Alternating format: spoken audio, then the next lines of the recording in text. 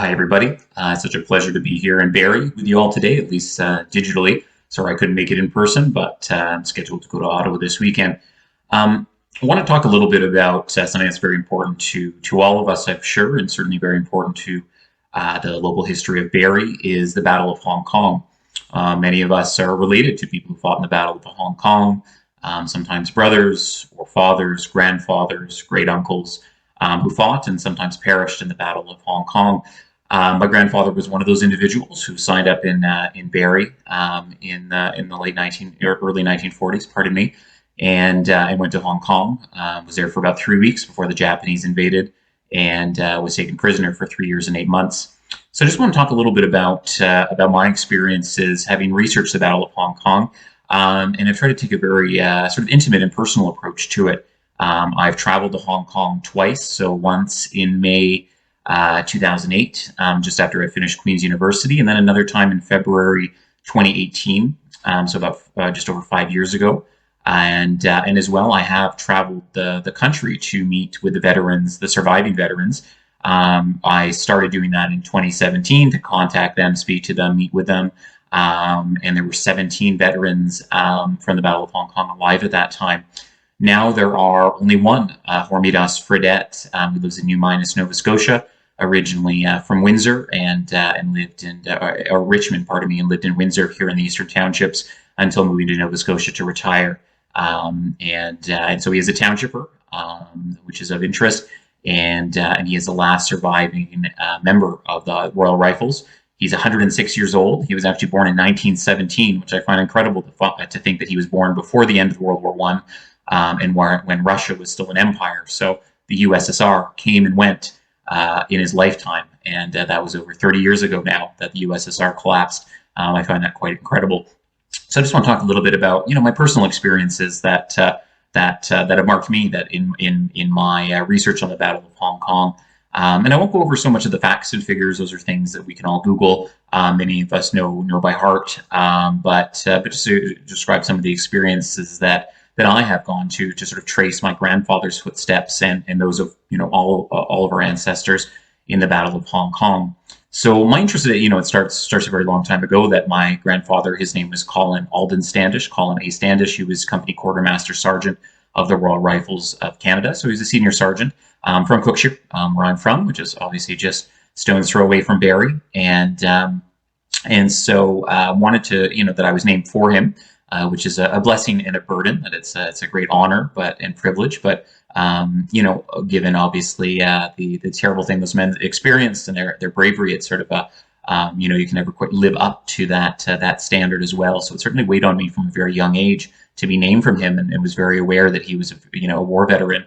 One of my earliest memories of the Battle of Hong Kong, and maybe one of my earliest memories ever, that my grandfather passed away in 1991, and I have very vivid memories of my grandfather's home. He had something we called as young kids the China Room. That it was a room that some people used to have these mostly in the 17th, 18th century. My grandfather was obviously marked by his time in Asia, that he had collected a variety of Oriental ornaments, so jades and silks, and had a very black and red theme, sort of an old Shanghai theme that we associate with the mid 20th century. So it was a very unique room, and I remember it was my family, when he passed away, had a large trunk with all his uniforms, with his medals, with memorabilia from the Battle of Hong Kong in it, and so I remember them unpacking that in front of the whole family and looking it over when I was about 5 years old.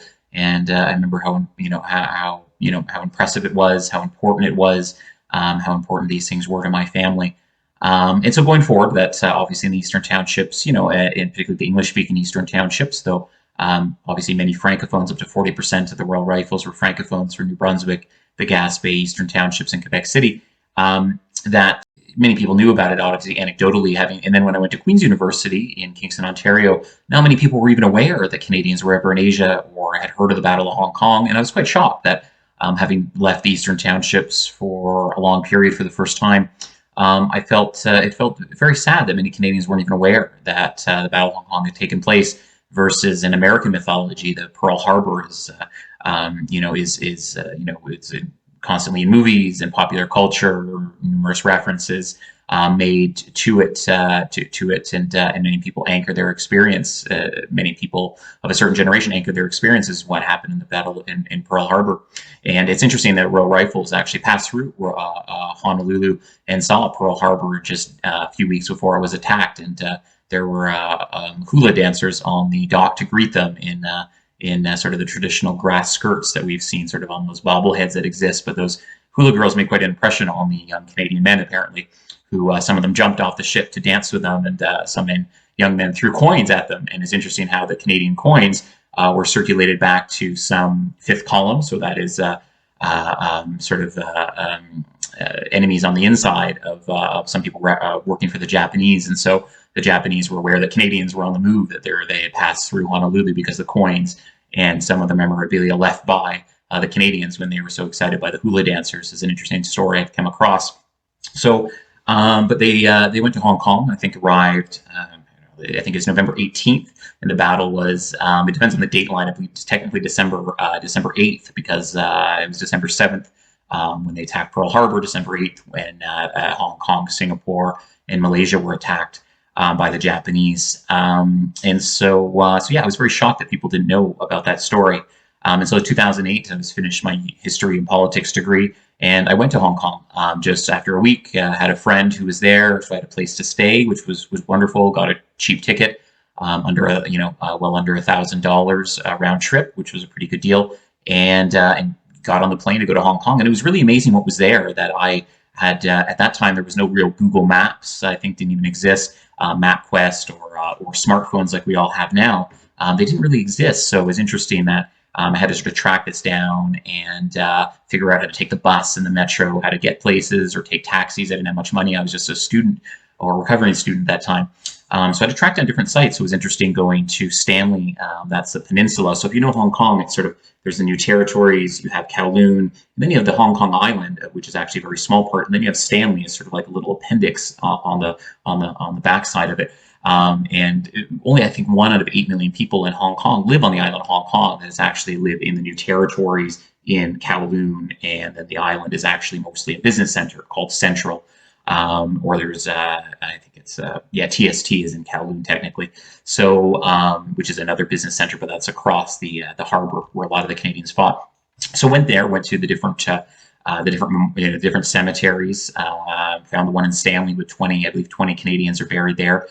Very interesting story in Stanley. And so that's where they had sort of the Canadians' last stand on December 24th, I believe it was. And they charged sort of up the graveyard at Japanese positions. And it was a very a very incredible battle, very foolhardy. It was sort of considered suicidal. So there was a very important battle for Canadians that many were lost. I can't remember the exact number, but the Battle of Stanley, particularly the last day when the Canadians charged across it, and they were aware that many of them were charging to their deaths. And 2 of the last Hong Kong veterans, Phil Doddridge and George MacDonnell, who died in the past year, the age of 99 and 100, men who I've come to know and meet, they actually survived that when the casualty rate was well over 50%. For that particular aspect of the Battle of Hong Kong, the Battle of Stanley. And my grandfather was captured there in Little Stanley Peninsula. Now there was a British military base there right at the edge, so they fought. My grandfather and others fought all the way back from the new territories. There was evacuations across Kowloon Harbor to the Battle of Hong Kong. The Japanese invaded, and they fought all the way back to Stanley Peninsula. They were being pushed into the sea, literally, 200-300 meters from the water. I can imagine how scary that would have been. And until they were told to lay down their arms by the British. After the Japanese had taken over so much of the island, split the British and Canadians and many Indian soldiers, and sort of split the island in two. And then they were told to lay down their arms on Christmas Day, 1941. And bringing me to another story about Christmas Day, 1941. I wish I had a document here, but it's in storage currently. I have many artifacts and mementos. So one of them that I find really fascinating is a Bible given to my grandfather by another soldier, a man named Raymond Drouet, I believe. And it says, "Hasta la vista, amigo. Merry Christmas, your friend Raymond," to Colin Standish. And it's from Christmas Day, 1941. So literally your last Christmas present. And it has 2 Japanese war censors in it that allowed it as a religious material and personal possession in the camp. So it's a really cool document and a very well preserved Bible that my grandfather kept throughout the war and is still in our family's possession. So anyway, so it was really interesting to go to Hong Kong, track down the other cemetery. I believe over 200 Canadians at Saiwan Cemetery. Very moving, right? You sort of, I remember I didn't know where they were buried, the Canadians. There's Commonwealth, many British, Indian, I think over 1,000 graves total, and it's a very majestic scene down a mountainside overlooking Kowloon Harbor. And I remember asking a groundskeeper. He didn't speak English. He was a Chinese man tending the yards, and I turned around and suddenly all the gravestones had maple leaves on them. It was very impactful, very moving, right? To sort of see all these, realize you're in a field of dead Canadians. It was very humbling, very saddening. And yeah, I remember that moment when I inadvertently found myself in the middle of the Canadian section of the graveyard there in Saiwan. Um, some other memories as well. That there's Jardine's Lookout and the Wong Nai Khon Gap. So Hong Kong, if you haven't been there, it's very hilly, right? So it's sort of like little Himalayas sort of thing. If I were to give you an analogy, if you look at Hong Kong, there's a lot of huge skyscrapers, but very tall peaks and mountains surrounded, but particularly Hong Kong Island, very difficult terrain. It's really hard to imagine that people were, at the time, there wasn't as many, actually, it wasn't, the vegetation had been ripped up or burned or whatever at the time, but really, these are sort of sheer cliffs. It's amazing. I think people charged up and down. Japanese and Canadians were fighting over these when you actually experience the terrain. And there still are pillboxes and trenches. I find that it's really amazing how much is preserved. We think of Hong Kong as just skyscrapers, but there's actually 40% of Hong Kong is still jungle and forest. And I've even been surfing in Hong Kong. They call them country parks. Their national parks equivalent are called country parks in Hong Kong, and they're very beautiful and well preserved. With many trails, and many of them have historical ruins that have been fairly well preserved. There are hundreds of pillboxes throughout Hong Kong. I've signed two of them. There's PB1 and 2 that are quite famous that many Canadians will visit. They're relatively accessible. There's some way in the middle of the countryside, fallen into ruins. Some are knocked down. But there are littered. There are many pillboxes I've never seen, and I'm trying to. No one even has a definitive list. Apparently, the government of Hong Kong. There are researchers on it. If one goes to Guelo or Gulo, I probably mispronounced it. GWULO. Google that. It's a really interesting website about old Hong Kong, and they have a lot of stuff. You might even find some of your ancestors' photos from the Battle of Hong Kong. And so yeah, it was really interesting to track that down. And then there's the gin drinkers line that went along the new territories in Kowloon from Gin Drinkers Bay, where British would throw their bottles over a long weekend, would just let the bottles float until it was named Gin Drinkers Bay. And then Gin Drinkers Line had a platoon of the Scottish, the Black Watch Regiment when the Japanese invaded. And it's really interesting to go, and the pillboxes are there to a certain extent. There's a readout, Shinmung Readout, I believe is the name. Don't quote me on that. That might be, no, I think it is Shinmun, a readout that's there. So a big fortress. You're not really able to get access to that, but you can go through the tunnel still. A lot of mud, bugs, snakes. So you got to be mindful of wildlife. But it really is cool when you hike through it, and it's really there. The trench system made out of concrete in the 1930s is there. And so it was really cool to actually go and experience that. And I tracked down where my grandfather would have been in his company and tracing their through the Battle of Hong Kong and doing as well I could. Another meaningful thing I experienced, a meaningful location in Hong Kong was it's now has a very mundane name, the history of naval warfare and maritime studies, and it has a very a very academic name, but it's really interesting that this is the fort, and this is the Lion Moon Fort. Sorry, that's the name of it. That's on Hong Kong Island. So you have new territories. You have Kowloon, and you have just a few hundred meters of water, and then you had you had Lion Moon Barracks. So my grandfather was there with most of the other Canadians when the Japanese actually came across the harbor, right? And I believe that was December 18th. 1941, right? So then they fought for a week until they were eventually, captured or killed or told to surrender. And I remember just seeing some of the brickwork there, and it was so, the bullet scars were still there, inches deep. You could see it was such a ferocious battle. And my grandfather, in some of the transcripts, I found an interesting story where he called British officers saying, "Hey, they're invading. It's the middle of the night. The Japanese are here," and they hung up on him. They said, "Get off the line, Standish, because you're hysterical. Those are just Chinese civilians, and no one's invading."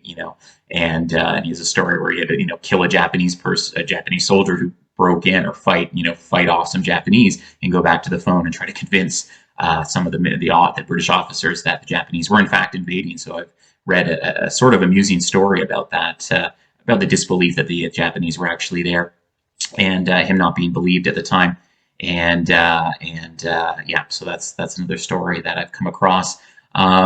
And so, and it's interesting too that there, if you look for it in Hong Kong, you can really see the scars of the battle. There's a brass line in front of the HSBC, so the Hong Kong and Shanghai Bank of Commerce. It exists in Canada. We probably know it. It's not that widespread, but I think there's a Sherbrooke location as well. And they have a line in front of their main offices in Hong Kong. And if you look at the backside of it, it's all scarred, huge pock marks. And this is it's a few inches of metal thick, and so you can just imagine what those explosions, what those grenades could have done to human beings. And so that brass line was actually shipped by the Japanese to be melted down, and they actually found it in some sort of scrapyard at the end of the war and shipped it back to Hong Kong. So it's there with the real shrapnel wounds. It's very impressive. Very interesting to see. There's also the end of the Kowloon Railway. It's just sort of a large tower now. They've knocked down the rest of the rail station. But if you look at it, if you look closely, you can see the pock marks of the bullet holes right there in the heart of TST, Tin Sa Chui. I probably mispronounced it, which is right in front of Central on the Kowloon side. But you can just see how many bullet holes there are in this one of this. If you look for it, if you know what you're looking for in Hong Kong. So there's some of the memories that I remember in particular from 2008 and 2018, where I kind of took a little bit of a deeper dive. I went to some archives, found some interesting literature about the battle, and then there's also here's another thing. There's many incredible stories that come out of the Battle of Hong Kong that I'm sure our ancestors have passed on to us. There's a place called the Jockey Club, and so they love horse racing in Hong Kong from the British. It's a stadium built for 50,000 people. It looks like the Colosseum, right? Something you'd imagine in ancient Rome. It's just enormous. I guess some American stadiums for football resemble it, but it's very impressive. And so it's interesting. There's no memorial here, but actually Canadians, when they were captured, after some of them were captured near there, we were roped together, 6 or 7 of the barbed wire, their arms behind their backs, and barbed wire in their mouths, 6 of them in a row, and were marched into that stadium. And so there's a very sad history of Canada and the Jockey Club. And then there's even a more bizarre thing that happened near the end of the war, that one of the doctors, a sort of sadistic Japanese doctor, he decided his experiment was to see how long men could last without sleep or rest. And he took a bunch of Canadians and British and Indians, and near the end of the war, and made them work. I can't remember how many days straight it was, but to rip up all the sod, all the grass in the Jockey Club. It's a huge stadium, right? Like you're in a professional football field type stadium or even larger. Rip it all up, and then plant something in it, then rip that up again, and wouldn't let them stop for days and days on end to see how long they would last. And I think this went on for something like 30 days. I think they were allowed some rest, but it was just a sadistic experiment, very bizarre, that I've read about. So. So yeah, there's interesting things like that there's really living history if you go looking for it. So if anyone, for those of you who have ancestors in the Battle of Hong Kong, you can look at the HKCVA website, the Hong Kong Commemorative Veterans Association website. I helped draft.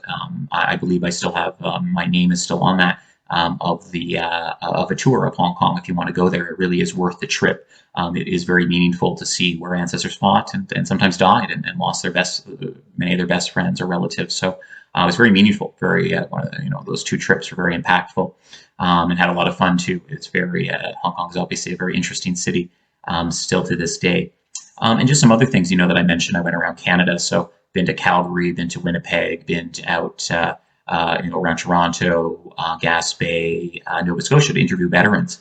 And so it's really interesting that it was in late 2017, like I was saying, that I started that process, because I met with my grandfather's brother, who's now passed away, unfortunately, 4 years ago. His name was Gilbert Standish. He was from Cookshire as well, and he told me, I went through the archives I have that my grandfather had left, and it was amazing the stories that came out. And he had one little letter that was something like, Bill has gone to join Joseph, or something like this, and it was code word that Joseph, the Pope family, if people know the Pope Mansion in Cookshire, I'm sure if everyone's here from Barrie, the big mansion in Cookshire, and the two sort of the 2 boys, Colin and Colin and Bill Pope, went off to the Battle of Hong Kong, and they were both killed, and they were my grandfather's best friends. I think in particular Bill Pope. They went to Stansted College together, and they were very close.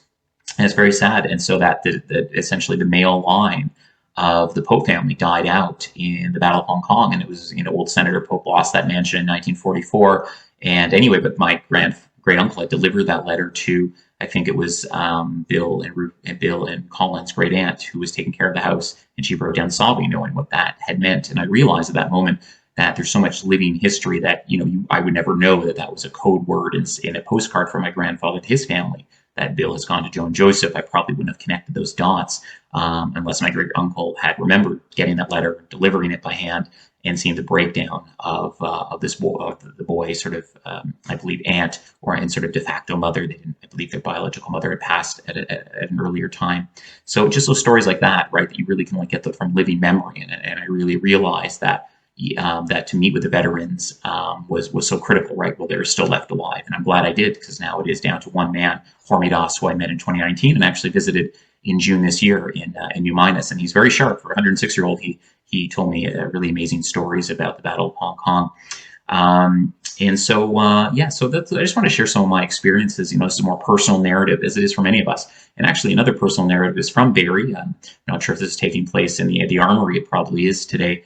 But I remember when I was there just in March 2023, and I was looking at some of the artifacts from the Battle of Hong Kong, and someone a few feet away said, "Hey, are you a Standish?" And I said, "Yes." And I didn't know this gentleman. And he said, "Oh, I think my father and your grandfather fought together." And I said, "Okay, what's your name?" And his last name was Price. And it was interesting that one of the other famous stories you'll see repeated in many books, and also verbally, I've heard this from veterans and in the community, is there's a famous story that so my grandfather, they all fought the way back. They were told to surrender, and then they were marched December 30th, 1941, from Stanley to another part of Hong Kong. And along the way, my grandfather snuck off because he left some bottles of rum, like huge jugs, 60 or 80 ounces of rum, in a bunker, a shelter. And he went to it, and the door was barricaded. And so he somehow broke in the door, and he looked inside. It smelled terrible. It was dark, and he saw like blood and everything around. And he thought something terrible had happened there. And he looked, and he saw the jugs of rum they were drinking, and so he looked under the bed, and he saw like some eyes, like staring back at him. So he moved the bunk, and there was a Canadian man who'd been stabbed.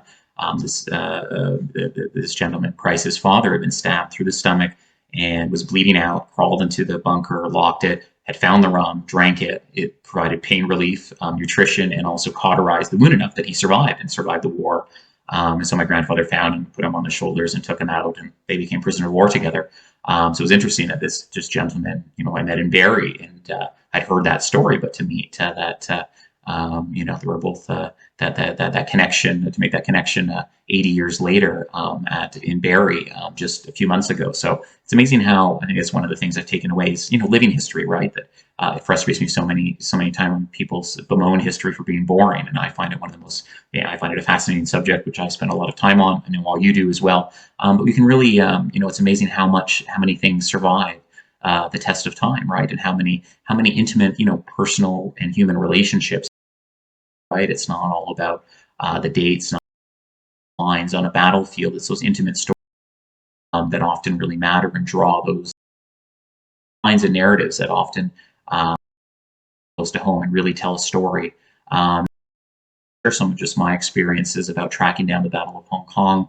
I've traveled to the archives across Canada. Winnipeg has some amazing stuff because there was about 1,000 Winnipeg Grenadiers, 1,000 Royal Rifles that went. So I've been to Winnipeg and went into the archives of the Manitoba Museum of History, and they were very kind. Like the head archivist and this, and I saw they had Japanese swords, and they had actual bars of soap, and even toilet paper from the prisoner of war camps unused, and they had some amazing artifacts. So it's really amazing what exists. And so anyway, I just want to communicate a few of my stories. I wish I could be there in person, but thanks so much for having me here today. I really appreciate it. Thank you.